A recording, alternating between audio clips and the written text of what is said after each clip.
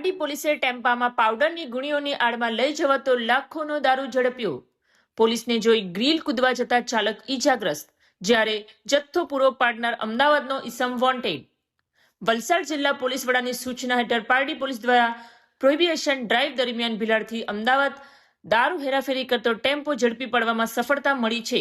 પોલીસે દારૂ અને ટેમ્પો મળી 29,97,000નો મુદ્દામાલ જપ્ત કરવામાં આવ્યો છે।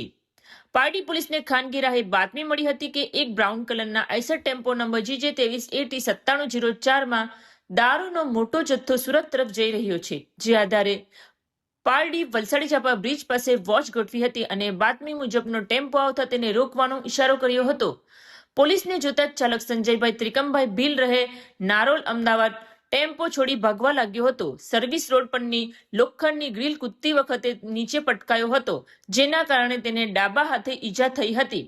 પોલીસે તેને તુરંત કોર્ડન કરી ઝડપી પાડ્યો હતો અને આ ટેમ્પાની પોલીસે તપાસ કરતા ઉપરના ભાગે ઝિંક ઓક્સાઇડ વ્હાઇટ સીલ પાવડરની 200 ગુણીઓ, જેની કિંમત ₹14,69,000 ભરેલી હતી, જેની નીચે છુપાવેલી વિદેશી દારૂ વોડકા બિયરના કુલ 142 બોક્સ, જેમાં બાટલી નંગ 3,348, જેની કિંમત ₹5,23,000નો જથ્થો મળી આવ્યો હતો।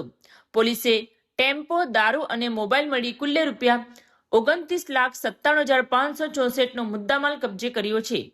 પકડાયેલા આરોપીની પૂછપરછમાં જાણવા મળ્યું કે આ દારૂનો જથ્થો તેને ભિલાડથી સાહિલ હોટલ પાસે યુગલ પાંડે રહે નારોલ ગામ અમદાવાદના શખ્સે આપ્યો હતો।